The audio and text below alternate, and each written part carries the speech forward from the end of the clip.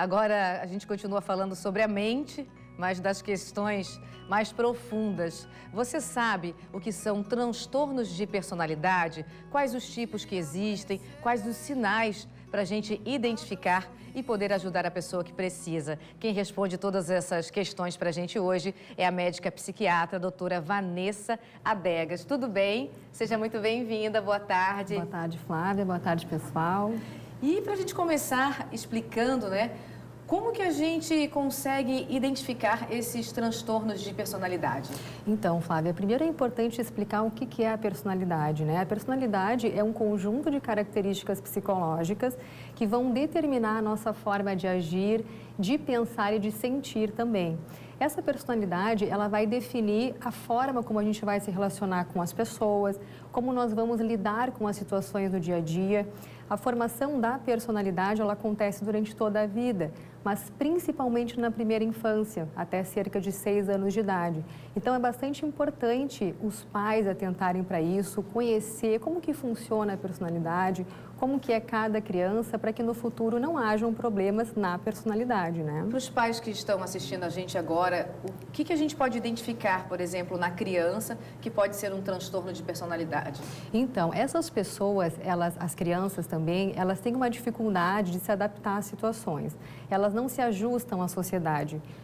Geralmente na escola também começam a ter dificuldade de relacionamento. São pessoas muito rígidas, muito inflexíveis. Essa personalidade, que na verdade é um jeito de ser, é um padrão de funcionamento, começa a prejudicar o funcionamento desse indivíduo.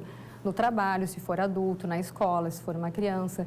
Então, essa pessoa, ela sofre com o jeito de ser, com o seu padrão de funcionamento. Então, a gente pode pensar no transtorno de personalidade. Se uma mãe ou um pai ou responsável identificar qualquer tipo de transtorno de personalidade, deve procurar um especialista imediatamente? Sempre procurar o psiquiatra ou o psicólogo que vai fazer essa avaliação.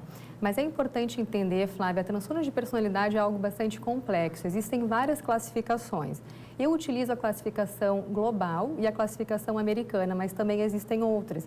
Então, nós agrupamos esses transtornos de personalidade em grupos, que são os clusters.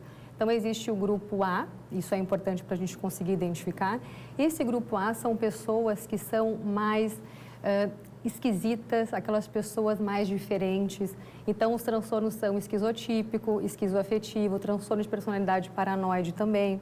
No grupo B, são aquelas pessoas bastante intensas, pessoas erráticas, que são dramáticas, teatrais. E, na verdade, esse é o grupo que a gente mais conhece, o transtorno borderline, o antissocial. O narcisista também. Então, o antissocial também, a questão da sociopatia, da psicopatia. E tem o grupo C, que são pessoas mais com um jeito mais com medo, são pessoas um pouco mais ansiosas.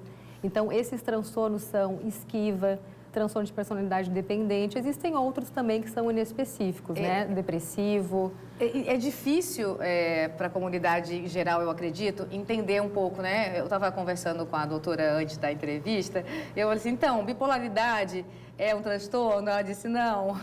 Toque é um transtorno? Não. Então, tem que procurar mesmo o psiquiatra que faz essa análise? Isso, Flávia. É por isso que eu comentei, é bastante complexo, né? O transtorno de personalidade não é um transtorno de humor.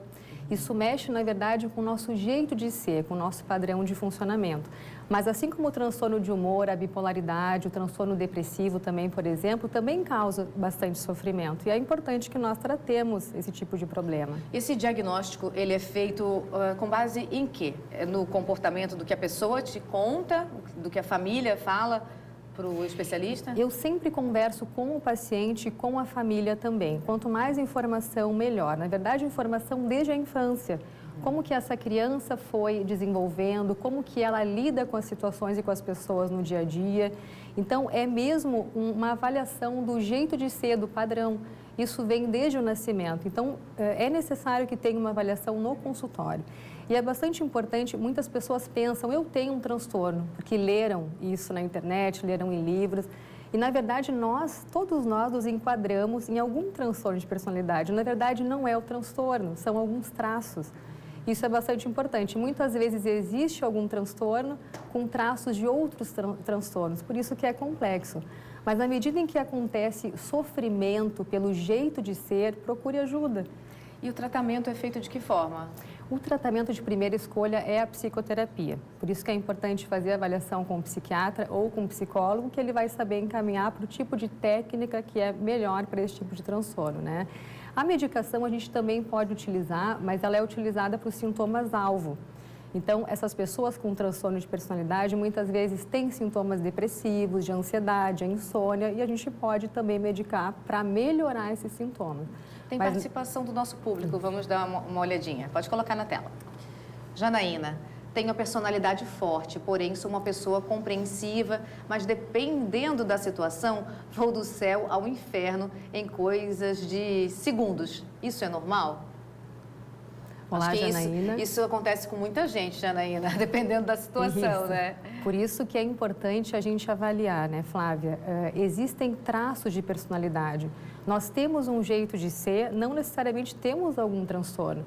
É importante a Janaína entender, e as pessoas que estão nos assistindo também, se acontece sofrimento por esse jeito de ser, as pessoas ao redor começam a reclamar, essas pessoas começam a ficar mais introspectivas porque esse jeito de ser é muito explosivo. Então, é necessário fazer uma avaliação.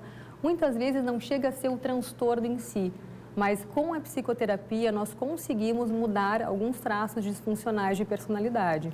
Então, é sempre importante a Janaína, as pessoas que têm alguma dúvida, procurarem a avaliação, fazerem essa consulta para realmente ver se tem algum transtorno ou se é só um traço. E entre os transtornos, tem algum que é mais comum? Os mais comuns são do cluster B. São aquelas pessoas intensas, dramáticas, erráticas, teatrais, que aí entra o transtorno de personalidade borderline, o transtorno antissocial, o histriônico, o narcisista, são os mais comuns, com certeza. Obrigada pela participação hoje aqui no Ver Mais.